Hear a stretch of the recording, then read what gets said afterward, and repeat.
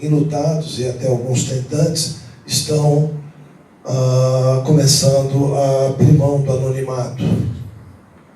Na minha biografia, quando minha filha morreu, eu também tomei essa decisão. Descobri depois que eu fui o primeiro sobrevivente lutado do país a abrir mão do anonimato. Minha filha tinha 18 anos, 5 meses e 2 semanas, quando no dia 13 de março de 2014, uma quinta-feira, ela se tornou vítima de suicídio. Ela almoçou comigo naquele dia, nós fomos levar o CPU do mais novo, tenho 3 filhos, para instalar uma placa de vídeo. E aí, feitos os procedimentos iniciais, tinha que esperar a efetiva instalação, fomos almoçar. Almoçamos, normalmente, numa quinta-feira, veja só, perguntou como é que ia ser o fim de semana, né? Sou separado, então eu os vejo mais no fim de semana e eventualmente durante a semana. Ela falou de tirar a carta de motorista, porque tinha feito vestibular para direito, ela queria seguir minha carreira, né? Eu sou oficial de Justiça Federal, agora recém-aposentado. Ela queria seguir a minha carreira, ela fazia as minhas certidões no ambiente virtual, eu não lido com computador. E aí ela fez vestibular, ela fez concurso para técnico judiciário, que é o cargo de 2º grau, o meu é de nível superior, mas enfim, para já entrar no tribunal. E ela falou, e agora eu quero tirar a carta de motorista. Tá certo, vamos conversar o fim de semana. E conversamos sobre uma certidão que ela ia refazer e entregar no final da tarde. Depois pegamos o computador, o CPU, né? E deixei aí em casa. Ela fez 2 viagens, porque também compramos uma torta, que eu deixei. E ficou combinado, como de praxe, a gente se encontrar no final da tarde, quando meus outros 2 filhos chegam na escola, né? E foi a última vez que eu a vi. Eu fui a última pessoa que ela viu em vida. Ironicamente, porque a primeira pessoa que ela viu quando nasceu fui eu. Que pese na ocasião ter ido ao médico, o médico ter dito que ainda faltavam 3 semanas, não havia tanta dilatação, a dilatação houve muito rapidamente, e de madrugada, às 4h30 da madrugada, minha filha nasceu. A mãe entrou em estado de choque, foi de pé, eu aparei o bebê, Arielle, e tive a intuição de fazer a respiração boca a boca, boca e nariz, né, porque era um bebê, para fazer ela respirar, e deu certo. Ela passou a chorar, e depois de bastante chorar, ela abriu os olhos, sabendo que ia olhar, e ficamos olhando naquela madrugada. Quando ela fechou os olhos, foi quando a mãe voltou do choque, tanto que pensou que ela estava morta. E o que aconteceu é que quando eu cheguei no final do dia, depois de cumprir as diligências, poucas diligências, porque das 3h30 às 6h30 são 3 horas. Na verdade, eu cheguei às 6h50. Minha filha do meio ia pegá-la às 6 horas, mas eu estava no meio da última diligência, então falei para ela ir direto. E ela chegou realmente 10 minutos antes, infelizmente, vendo aquele quadro, minha outra filha enforcada. Mas eu cheguei em seguida e a van trouxe o meu filho, chegou no mesmo horário da escola, e ela lá estava semi-estendida, ainda um pé na escada, enforcada. Acudi, cortamos a corda, fiz os procedimentos, veio um vizinho ajudar. No meio da respiração boca a boca, eu passei por um episódio, uma alteração de consciência, e eu me vi na sala onde minha filha nasceu, fazendo a mesma coisa, né? Fazendo ela respirar. E bom, dessa vez eu percebia que aquilo era irreal, eu me esforçava e voltava a fazer o que eu tinha que fazer, que infelizmente foi em vão. E voltava outra vez para a sala onde minha filha nasceu. Certamente por ser o mesmo procedimento, né? Quer dizer, ela nasceu com a respiração da minha boca e eu, para tentar salvá-la, não consegui. Ironicamente, o destino me colocou naquela situação de ter que fazer os mesmos gestos, né? Não sei até que ponto, por que essas coisas acontecem dessa forma, mas enfim, ela morreu. E a partir de então, eu comecei a lidar com essa dor. Essa dor, veja só, é interessante, um casal que tem uma mística, a minha, eu também sou cristão gnóstico, não sou católico, mas sou cristão. E quando eu enterrei a minha mãe, no dia 20 de julho do ano anterior, 2013, minha mãe era não só minha mãe, era minha melhor amiga, um processo doloroso, câncer, tudo, e a dor era insuportável. E eu na madrugada, eu acordei na madrugada e me ajoelhei e me prostrei perante Deus, porque, caramba, se essa dor está insuportável, e a dor de perder um filho é infinitamente maior, pelo que se sabe, eu fiquei aterrorizado, não sei, parece que algo no fundo da minha alma, no meu inconsciente, parecia que antevia, não sei por quê, porque ela nunca deu sinais de depressão, né? De nada. E o fato é que eu orei pedindo que eu nunca tivesse que enterrar um filho. E enterrei. Na minha religião, quando eu relatei isso, minhas irmãs, né, irmãos de fé, eles me disseram: Ivo, será que você não consegue perceber que você está passando uma situação semelhante a Jesus, no Monte das Oliveiras, que quando viu o que ia acontecer com ele, ele ainda orou com lágrimas de sangue, pedindo que afastasse dele aquele cálice. Então, de alguma forma, lá no fundo da sua alma, você anteviu a pior dor que um ser humano pode ter. A pior dor é perder um filho. Só que tem uma dor ainda pior que perder um filho. É perder um filho por suicídio. Aliás, o luto por suicídio é um luto totalmente diferente do luto normal. O luto parental, mesmo que não seja por suicídio, também é diferenciado, porque é insuperável. A perda de um filho, de qualquer forma, é insuperável. Os pais vão lidar com isso o resto da existência. A perda por suicídio, seja de um amigo, irmão, colega, ou um filho, ou um pai, também é insuperável. É algo que para o resto da existência a pessoa tem que aprender a se fortalecer. Porque vai vir, no caso do suicídio, né? Vai vir aquela sensação de incompetência, impotência, que não pode fazer nada, que não conseguiu perceber incompetência, e se sentir culpado. No caso de pai ou mãe, aquela sensação de culpa e responsabilidade é muito maior, mesmo que ele saiba que não seja, porque os pais são o guardião daquela alma e eles sentem como fracassados por não ter guardado aquela alma, né? Então, isso é devastador. E aí até comento isso eu considero vocês recém-notados, porque eu fui descobrir isso através dos anos, são 4 anos e meio e 9 dias hoje. Depois do primeiro ano, é um pouco cruel, se preparem. As pessoas à nossa volta começam a cobrar a saída do luto. Por que ainda está luto lá no Face? Por que não, eu era dançarino de salão e de dança cigana, né, e eu até hoje eu não consigo mais dançar. Eu dançava, e dançava bem. Me apresentava em mostra de artes do Judiciário Federal, patrocinado pelo sindicato, zouk, bolero, dança cigana, forró e outros ritmos. E hoje eu não danço mais. Né?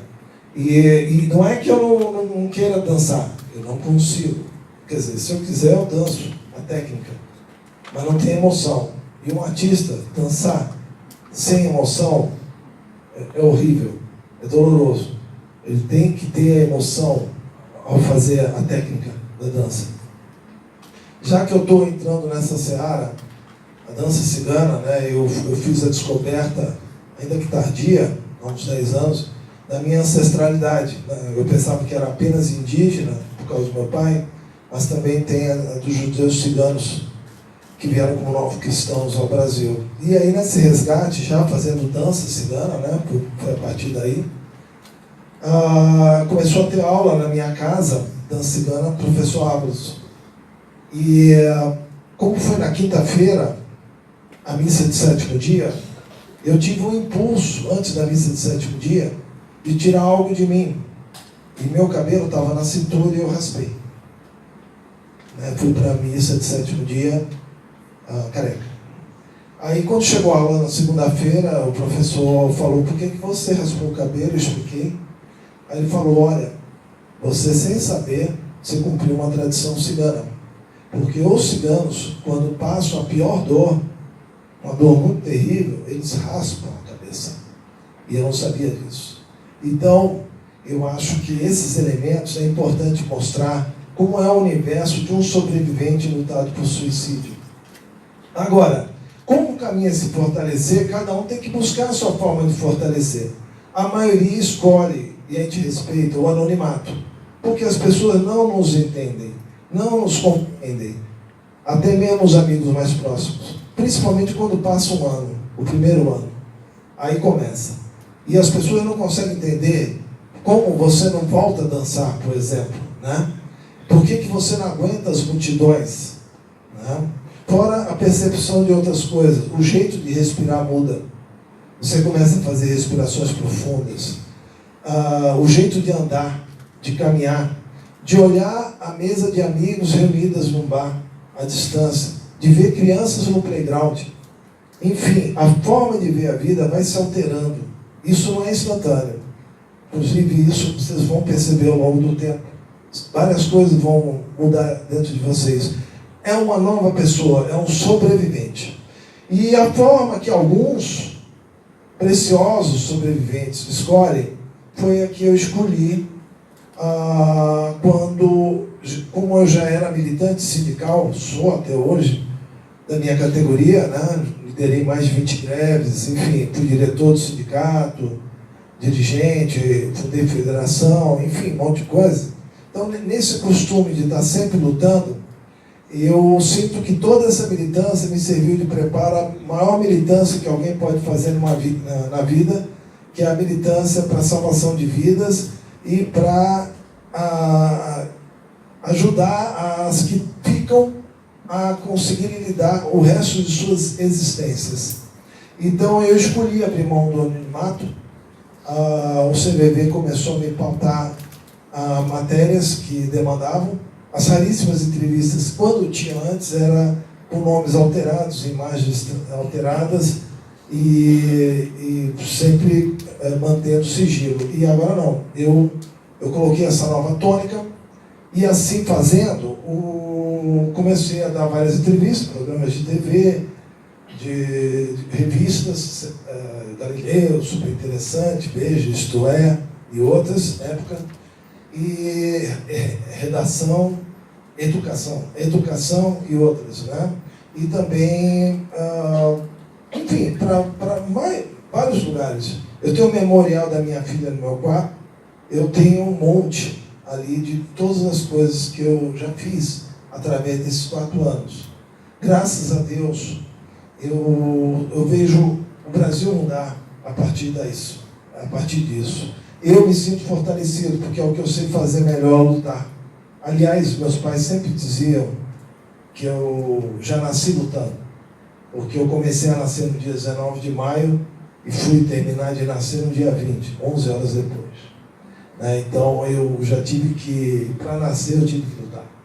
E eu acho que vou morrer lutando, e vou morrer lutando até o último suspiro, fazendo esse trabalho, estamos juntos, que tenham mais casais ou sobreviventes, casais ou não, que se propõem a esse papel, respeitando a grande maioria que prefere continuar no anonimato, mas agora o nosso trabalho está gerando essa transformação de consciências.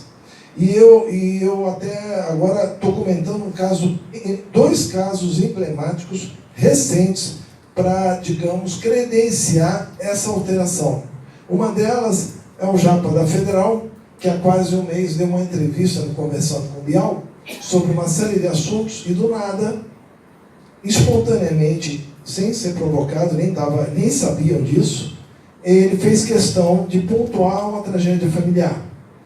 O suicídio do filho mais velho há 4 anos atrás, que ninguém sabia, e ele revelou. E também a morte recente da esposa dele, a mãe desse filho, de tanto sofrer, de parada cardíaca, depois de 4 anos. Então, veja só, quando que ele faria isso há 4 ou 3 anos atrás? Jamais. Mas hoje, o Brasil já está diferente. O mundo e o Brasil. Né? Então, as nossas ações estão sendo transformadoras. As pessoas estão reproduzindo as nossas iniciativas de transparecer a tragédia e trazê-la mais perto aos olhos do dia a dia, do cotidiano das pessoas. E o outro caso emblemático, é uma pena que a vereadora não esteja aqui, mas quase 3 meses atrás teve uma audiência pública na Câmara Municipal de Santos, patrocinado por um vereador, Antônio Carlos Banha.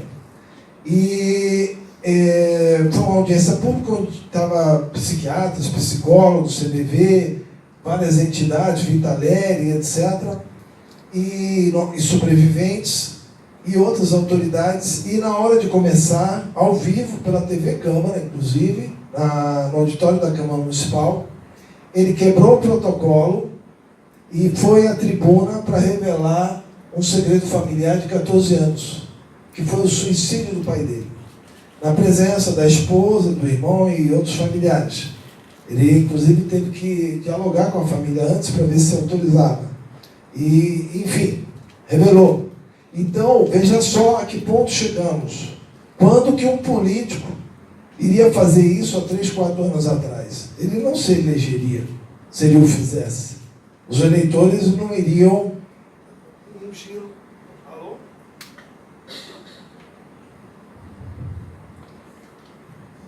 Os eleitores não iriam ungí-lo com um novo mandato numa situação dessa, né? Há 14 anos atrás.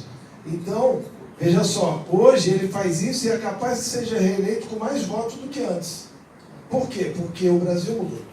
Então, isso também é que nos alegra e nos satisfaz ver essa mudança. Ontem, no encontro com Fátima Bernardes, outro casal, um casal maravilhoso, gostaria que vocês conhecessem, Joseval e Terezinha Máximo, que tem um blog, Nomoblides em catalão quer dizer não me esqueçam. É Nomoblides, Nomoblides.